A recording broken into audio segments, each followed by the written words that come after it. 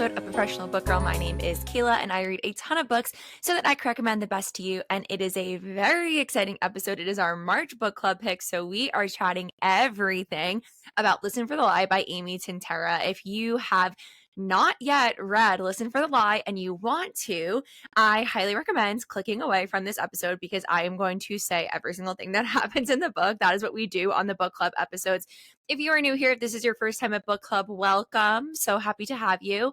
The way that this works is once a month, I pick a book, we all read it, and then I do a full episode chatting about it. I'm going to go through all of my thoughts as I go through the plot. And then at the end, we have 2 listener submissions. And at the very end, I will be announcing the April book club pick. I am very excited about it.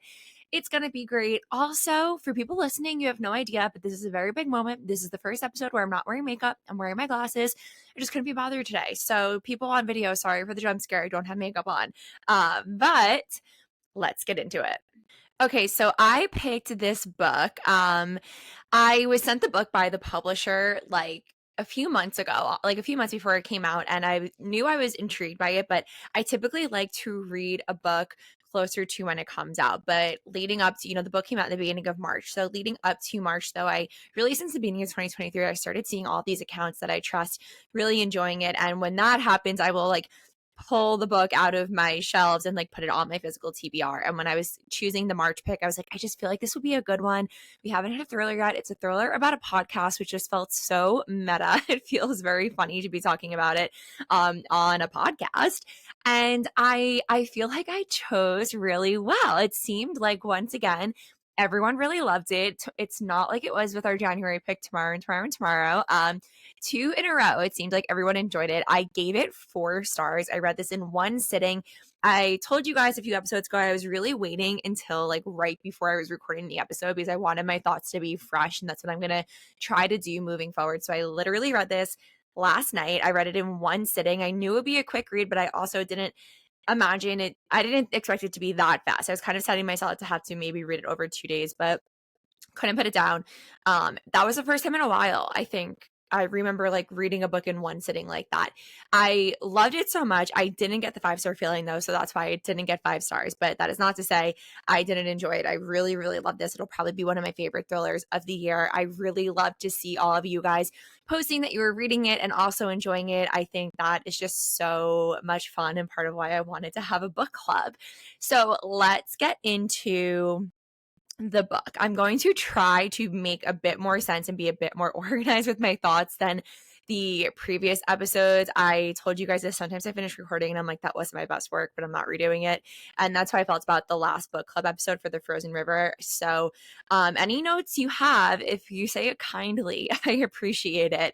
So my first note that I wrote, also, I only take notes when I read the book club books. So I just took notes to remind myself of what was going on. But I'm going to kind of we're going to talk about the tone. We're going to talk about what the main plot is. And then I want to talk about the characters. And then we'll kind of go through and talk about my notes. So the tone was the first thing that I really picked up on. My first note I wrote for myself was tone surprised me on page 1. Immediately, I was like, what am I getting myself into? The main character, Lucy, and she's our narrator, was kind of well, they end up saying in the end, she's very, Ben, the guy who hosts the podcast, says about Lucy, she's very sarcastic and she seems to not take serious life things so seriously. It's obviously a trauma coping mechanism as you read through the book.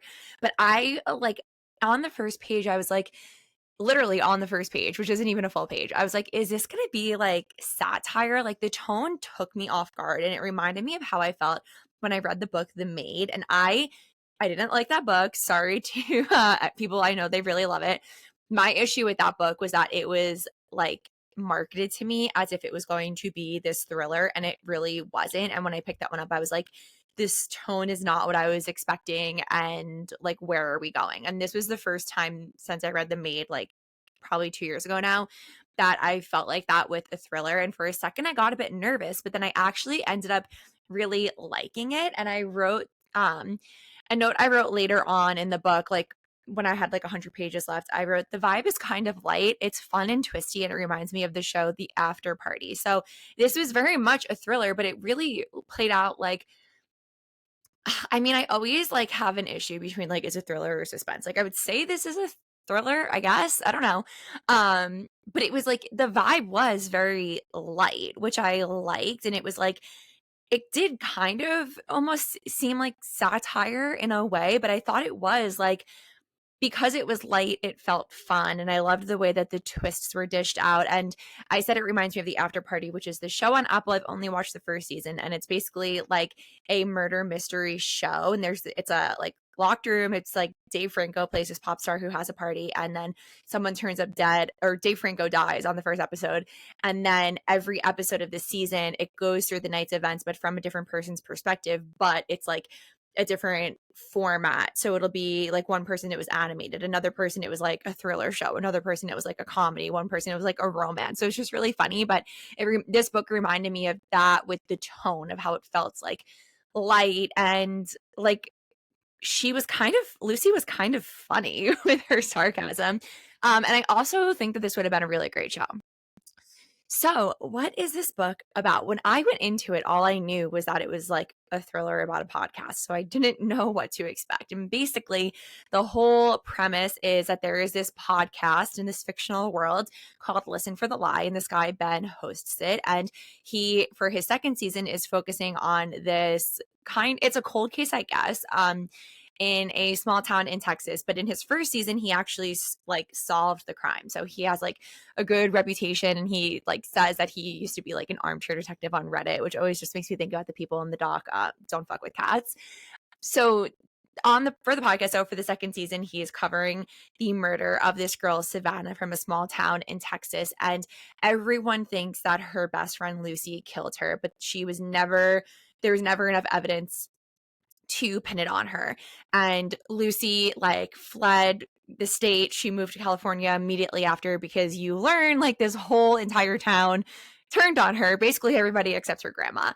So the book opens up and we meet Lucy as she's getting fired from her job because it came out that everybody think that she's a suspected murderer, and everybody thinks that she killed her best friend. So this is also, and she has like an interesting relationship with her boyfriend Nathan, and it's like very clear she doesn't like him, and she's like making fun of him because it's obvious he knows about the podcast and about her, but he won't like man up and confront her about it.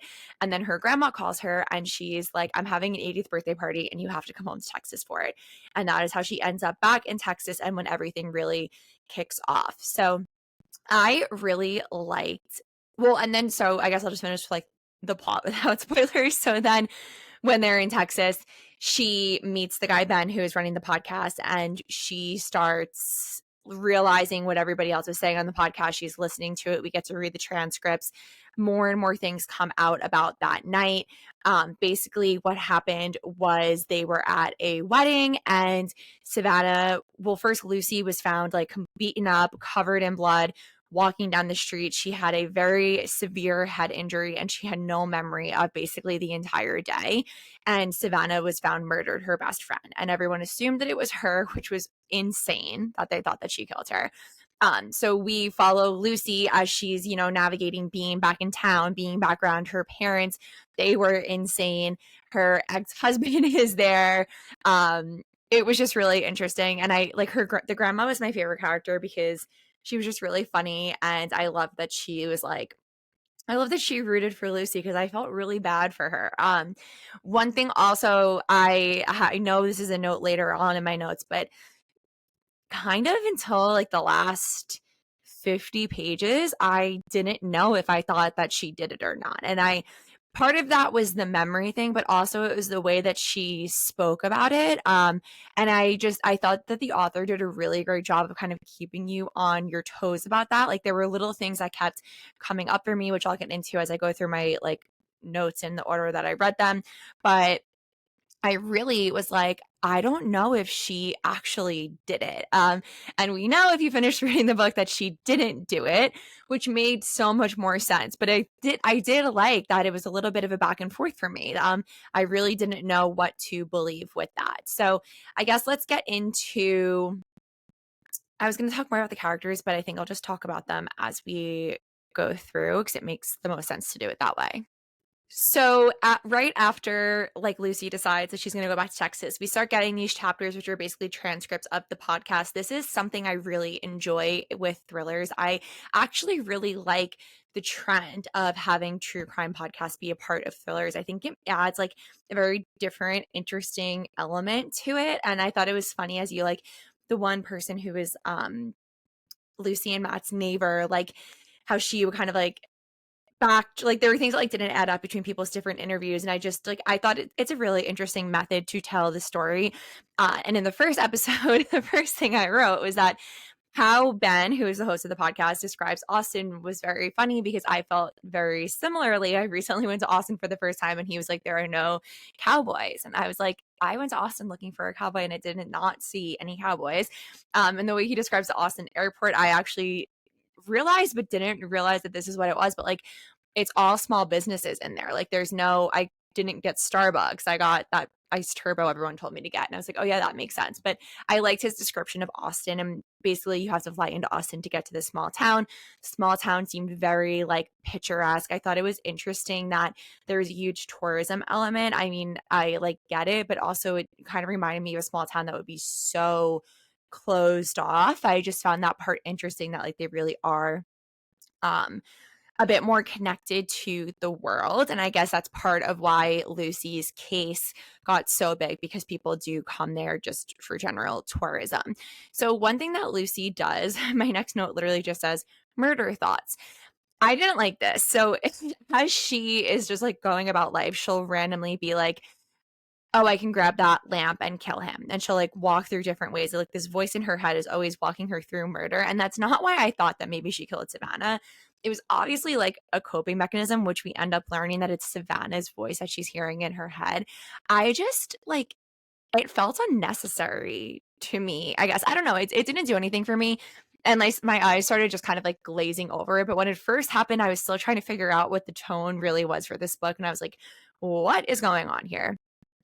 But then, like I said, we, especially in the beginning of the book, when she's only just landing in Texas, we're really learning the backstory of the case through the podcast transcripts. Savannah's family members are interviewed, all the people in the town. It was really interesting that, like, there are so many characters in this book, but a lot of them were really just through the podcast transcripts. Like the mom is like, and her Savannah's mom and brother are like very briefly in it, but like really it's like through what happened with the podcast. And I thought that it was really interesting the way that the mom specifically spoke about Savannah, but how a lot of people did. When you first are presented with Savannah on the podcast, she is like all American girl next door. They all say she's the sweetest girl in the world. She's so nice. She's so sweet, whatever. And I'm sure she was very nice, but the way that they described her made me picture her as like blonde, bubbly, all American girl next door. They say she was like prom queen and head cheerleader. And I was just like picturing her in this very specific kind of like squeaky clean, good girl way. But then the mom kind of like blames Lucy for Savannah's life, quote unquote, going off track. But basically, what happened, Savannah, like the mom insinuates that she drops out of college. We end up finding out, though, that Savannah killed someone, and that's why she left college. And that's when Savannah moved back to town. Lucy had just moved back to town after college, and the two of them became best friends, even though they knew each other in high school, but they weren't close. And it seemed like the mom was really blaming Lucy for Savannah's like change of life. Like now she's just bartending. But it really seemed to me that like Lucy was the only one who really knew the real Savannah, besides the fact that Savannah had murdered someone. But like the way Lucy described her with like tattoos and everything, I was like, oh, I wasn't even picturing this girl correctly because the description was just so different. And I don't know if that's part of that thing where you get sainted in death or if this is how people actually perceived her. Something going along that line. I thought it was really interesting to hear different perspectives on the same event through the podcast. So something specifically with Lucy that I wrote down, a lot of people, most people in the town would say, oh, she has a temper and she would kind of just like go after anyone. But then, because in high school she had punched this guy.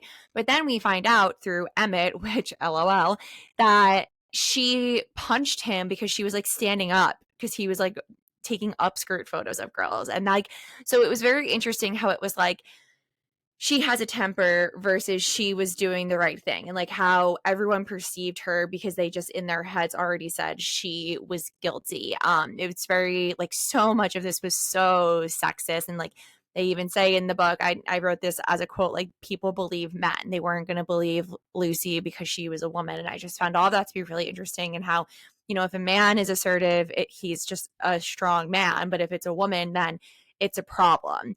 And you really see that play out in all of the different interviews. And I just found that to be so interesting. So we end up learning that the grandma only brought her to town to meet the podcaster. Lucy goes to a dinner to pick up food. She sees Ben there, and we find out that the grandma orchestrated everything because she has been working with Ben. She loves Ben. She wants him to convince the world and Lucy herself that she is innocent.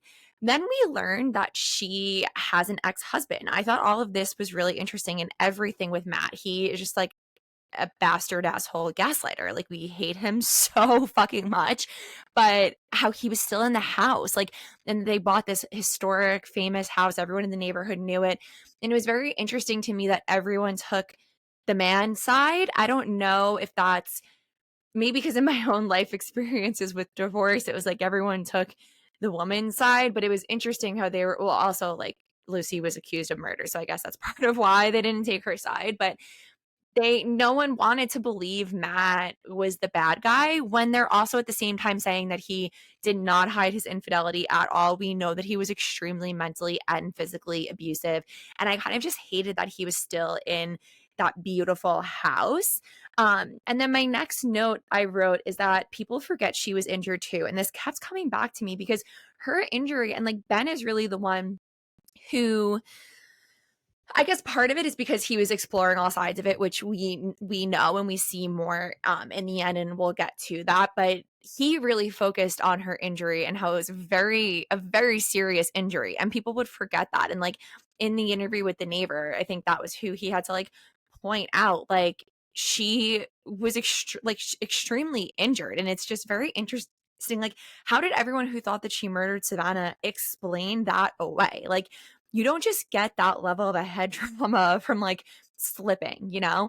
And it was like that was really infuriating me. And I kept trying to think like we all have these stories in our hometowns actually. I'm going to be extremely, extremely vague, but there's been a big story on Long Island, and I went to high school with the person, and it's just very interesting because it's like, what's the truth? And you see what the news is reporting, you hear from people you know who know intimate details about what happened, and you are kind of like left to form your own theory. And that's what everyone in the town did. And I was trying to think like, I get like they just wanted someone to have done it so badly, and it was like Lucy was just like the first obvious answer to them. It just bothered me that there was like this glaring issue of like she was seriously injured, and like no one cared about that major detail. And everything with her memory loss, like the fact that they were all like she's faking it, like they just, it's like they forgot that she was found so disoriented on the road and so hurt, and it really bothered me. The next note that I wrote is I'm 100 pages in and I don't know what to believe. And this is what I was saying earlier. I really, for a while, did not know what to believe, but the way that she joked about it made me lean more towards innocent. And I understand that all of her joking and sarcasm was such a trauma method. I kind of liked that she would make everyone uncomfortable because it is like a ridiculous situation. This whole town believes she did it, including her parents, which we're going to get to. And they're just like acting like the woman was like, oh, like there's 200 calories in that brownie. Like they're just like being so ridiculous, all of them. And I don't blame her for like poking jokes at it, because it's like it's her life, she has to deal with it. And like I would want to make these people suffer a little bit too. Like they ruined her life. Like I just like I liked that she brought this levity to it, even though we know that she was still so traumatized. My next note, LOL, because we find out that this is true. I said they're hinting that Matt's abusive. Did he do it? We know Matt didn't do it, but he is extremely abusive. And I did like the way that they kind of like drop the seeds for the abuse. Obviously, it comes to be pretty much a major plot point and like part of the case. But in the beginning, it was these small hints. And like the way that this story was told was so interesting because it took a while for everything to start unraveling. And you would kind of think that you knew a character like Nina, for example. And then all of a sudden, it was like, wait, this one thing she said in her interview was a little weird. And then you realize that you had no idea what was actually going on. Case in point with her mom, the next note I wrote is the boyfriend and the mom affair. And then a million exclamation points. Like, that was crazy that the mom was having an affair with Savannah's boyfriend because she seemed so like prim and proper. And then her daughter is accused of murder. And that night you were in a car like fucking a 20-year-old. Like, what? Like, in what world then are you even like, first of all, the fact that her parents just assumed that she did it. And then you end up finding out it's because Matt assumed she did it and told the parents. Like, I hope she never speaks to her parents again. Like, why did they just believe him? Like, that pissed me off so much. And the way that her parents treated her throughout the book really, really pissed me off. Leading into this is kind of when the reveals start turning around and it's all kind of all culminated and it all kicks off at the grandma's birthday party. I loved that scene of the family around the table when they're like kind of just like all calling things out to each other. It was just like, it was like, I wanted, and I love how the grandma was like, the fun's just getting started. And I was like, yes, like I loved that. I just thought it was like such a fun scene and I could vividly picture it. And I was like, this would just be such a great TV show. And then we start getting flashbacks to 5 years ago, which is 5 years is when the murder took place. And Savannah says to Lucy, let's kill your husband. And my jaw was on the floor. I was like, what the fuck is going on here? I thought that was so good. I love that we started to get some flashbacks. I feel like the story really needed that to kind of like propel things further. At this point, we were like halfway through the book and it was like, okay, she's not remembering yet. And then I was like going on this spiral of like, were they gonna kill Matt? And like it would like it that was just really like a what the fuck moment for me. Next thing that I wrote down was Savannah really was not like anyone thought. We learned that she killed someone and we learned that she was kind of very sexually free and not, which there's nothing wrong with that, but I mean maybe killing someone there's something wrong with, but um it was just so different from the way that everybody in the town painted her out to be. And I wrote this exact quote, if I turned up dead, do a podcast about my murder. She texted that to, I think it was Ben. I thought that was so, so funny, but also because this is really fucked up. But like sometimes, like, especially in like the heyday of true crime, like we would joke, like, oh, if I get murdered, like I hope the podcast is good. And I've seen like TikToks that were some of them were like skits, but it was very funny. It was like a binder of like, if I go missing, this is the photo I want used. Here's a lock of my hair. Here's like all my info and everything. And it's like I just thought it was very funny in the context of like she's accused of murder. It is a podcast about murder. And I think that's something like I know because it's become it was like a meme for a while, not just me and my friends saying it, but also the way that that's why I thought it was funny. But also the way that Savannah was portrayed played into that because it really showed that when these podcasts are made, you're not really getting the full truth. You're getting how everybody perceived this person. And we really realized that like only Lucy really knew and Maya, Savannah's sister, I would say, they were the only ones who really knew who the real Savannah was. I also, my next little blurb is that I ship Lucy and Ben. I was there for them having some fun and I loved in the end, they were like, let's get together in LA. I just thought like she deserved some good. So I was like, this is probably like an ethics thing for his work, but I was there for it and I was very happy that he didn't turn on her in the end. He was like kind of always rooting for her and I just really enjoyed that. So then we keep getting more and more reveals and we find out that Matt's second wife, who has now left him, wants to do an interview. And this is when Matt's abuse really comes out fully. And we also learn that he was like still obsessed with Lucy and like he tries to get with her so many times. And I thought that I just like I obviously didn't like that there was like that he was abusive, but I liked that the wife was like, I cannot let everybody think he's this great guy. Like, I don't understand why everybody thinks that when this is what he is really like. And I didn't like, though, that everyone suddenly was so nice to Lucy now that the abuse was public. Like, her parents, like, there was that funny, not funny, but that moment where her mom was like, we would have known. And she's like, you didn't know. Like, I hated that everyone quickly was like on her side once they realized what she was going through. Like, they should have given her that grace when her best friend was murdered and she was found extremely injured.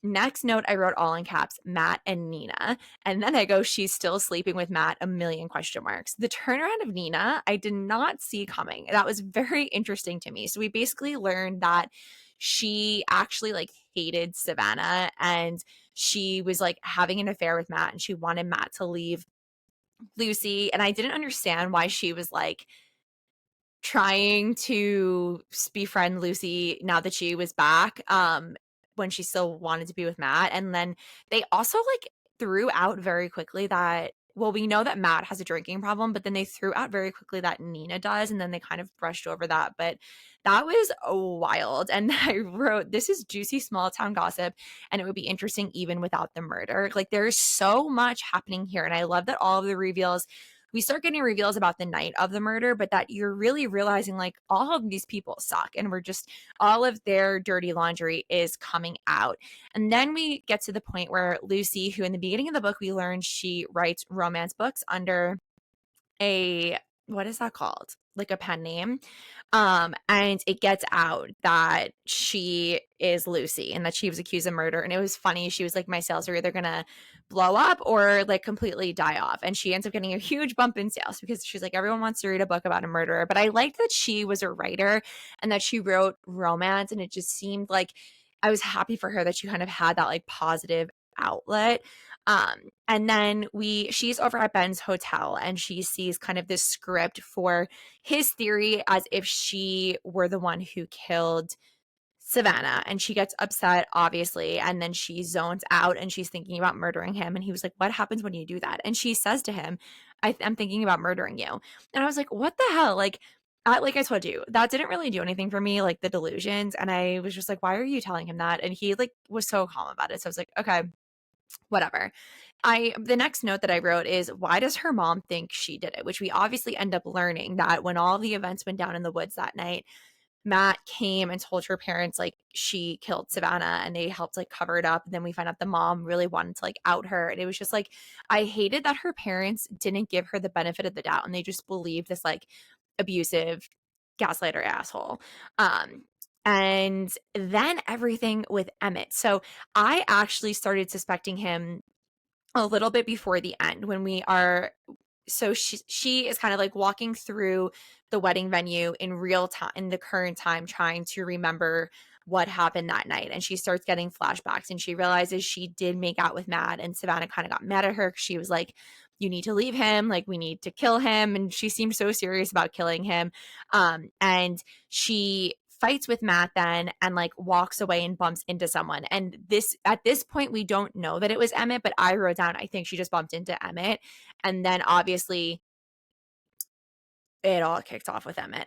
But then let me like go in the order of my notes and then I'll talk about what I thought about how everything actually happened. So then Savannah, and now we're like at the night of the wedding because she's remembering things. So they get there, Matt was super drunk. They make out, then they get into a fight. Then she bumps into Emmett, and then Lucy and Savannah leave. And in the car, they're like, let's just go to LA. And I was like, that made me so sad because they were like, they were so close to just getting out of this town with these like shitty people. And Savannah still would have been alive. And also the fact that when everything went down, Lucy still went to LA. Like, they didn't make a point of that in the book, but I was like, oh, like that broke my heart a little bit.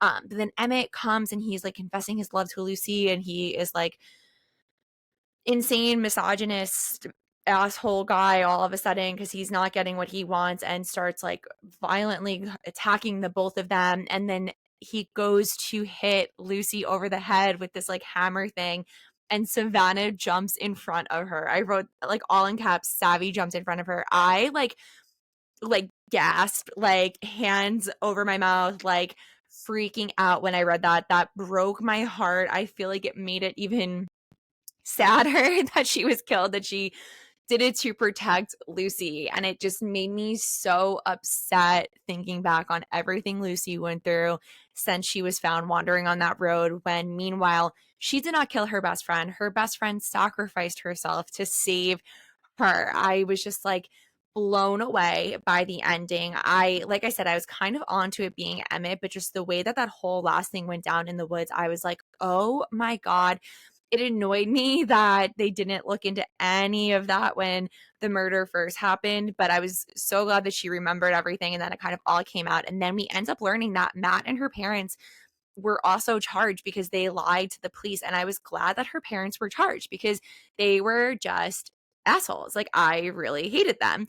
I just don't understand. It was like they were so worried about keeping up like this image of perfection that they were just willing to believe she did it and then cover it up. But then the mom wanted to out her, but then they were also both having affairs. Like, I was just like, they sucked. I'm so glad Lucy has her grandma. I love that in the end, her and Ben are going to get together in LA. I love that it all came out. It was also interesting how she said, like, some people don't believe that that was the real story, but like, that happens in any case, you know? So I just really, really loved this. I thought that the pacing was perfect. The plot was so interesting. Once I got used to the tone, I was like, full speed ahead, could not stop reading it. I really think this would be a great show. I probably wouldn't watch it because I don't really watch book adaptations, but I really really enjoyed this. And like I mentioned, even without the murder element, it would have been so interesting because there's just so much happening here that like really could have been explored if it were in a longer format. So like I said in the beginning, I gave it 4 stars. It's my favorite thriller I've read in a while. I really enjoyed it. I'm so glad that so many of you guys did too. And we have 2 listener thoughts. So I'm going to read off the first one. This comes from Allie, who is Lady Bra on Instagram. And she says, "Hi, other professional book girls," which this is me introducing that. I love that. Okay, back to Allie. She says, "After Kayla announced this book as the book club pick and that it was a book of the month pick, which also aside from me, I had a very strong feeling that was going to happen. I was right. I was happy that I was correct about it."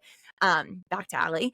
"I chose this as a book of the month audio. I don't know how the book read, but the audiobook was amazing. The podcast sounded like a real podcast with intro music, sound effects, and everything. It really added to the whole story. I stayed up past my bedtime reading this because I could not put it down. I was very intrigued by the voice she kept hearing in her head to kill people and never expected it to be Savvy. I didn't guess how this one would end either. Also, were we supposed to have been listening for a lie on the podcast? Was there a hint of the ending? If so, I missed that. I liked the point the author made about with this book that too often no one believes a story when a woman tells it, but once a man is involved, then it's believable. Eye roll emoji. Unfortunately, that is too often true. I ended up giving this 4 stars and would highly recommend the audiobook, though I suppose you have all already read it, so tell your friends." I am jealous that the podcast and the audiobook like had all the music and stuff like that. That was probably really, really fun. Um, I didn't catch on about it with the podcast title. Like, were we supposed to be listening for the lie?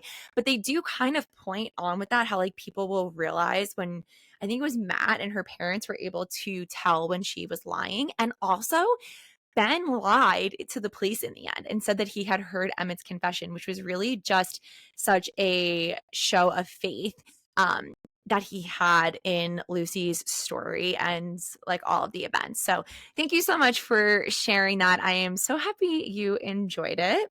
Next one is audio, and this comes from Amanda, who is Amanda the Bookish Librarian on Bookstagram.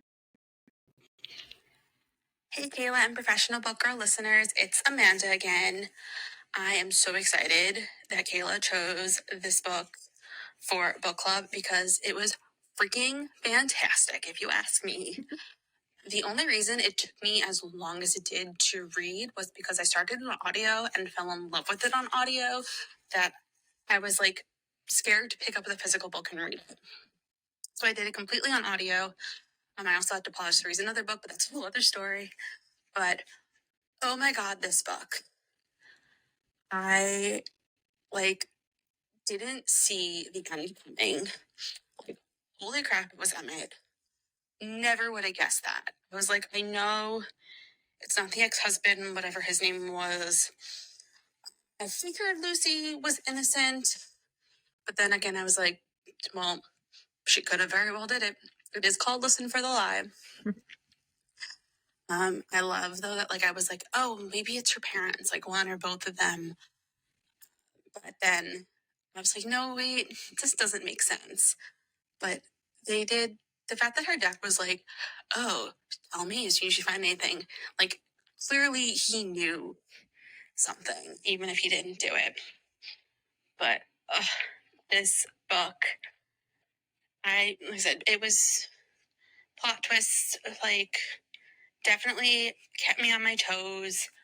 A perfect thriller read, in my opinion. Phenomenal book club book. I wish, like, I was actually like sitting and talking to people about this book right now. Kayla, I think we need to get together again to talk about this book in person. This book, I absolutely loved it. Definitely one of my favorite reads so far this year. If not my favorite, definitely top 5. For certain, probably will be for the rest of the year. I can't like stop thinking about this book. I might have forgotten most of the characters' names, but the story, I can't. And also, I'm a little sad that I didn't do anything worthy of my grandma contacting a hot podcaster to hook me up with. But that's a story for another time. Not that it happened, but another wish for another time. I can just gush and go on, but this book is so phenomenal. But there's only, I feel like, so much I can say without back and forth. So I'm gonna end it now. Can't wait for next month. Thank you so much for submitting your thoughts. I feel like this is a great pick for an in-person book club because there's so much to chat about. I guess everyone who did audio is just having like an amazing experience as well, which is very exciting. So thank you guys so much for reading along. I really loved it. We're on a roll now. You know, the first book club pick I didn't love, but February, March, we loved. And without further ado, it's time to announce the April book club pick. It is, drumroll please, and I'm not going to insert because I don't feel like editing that in, Right on Cue by Fallon Ballard. This is our first romance pick. I love Fallon Ballard. She is the author of Lisa in Love, which was her debut, and I cannot think of what the second one was, but I also really love that one. I think her romance books are so great, but also so unique. I've been so excited for this one to come out. I was actually going to read it in March, but I was like, wait, I feel like romance should be the next genre for the book club pick, and I think this is a really great choice. So I'm so excited to read it. I hope you guys are as well. The book club episode will come out on May 2nd. So you have until April 30th to submit your thoughts to me. So a full month to read this book. Submit your thoughts. You can record a voice note like Amanda did, an email to professionalbookgirlpod@gmail.com, or type them out and email or DM them to me.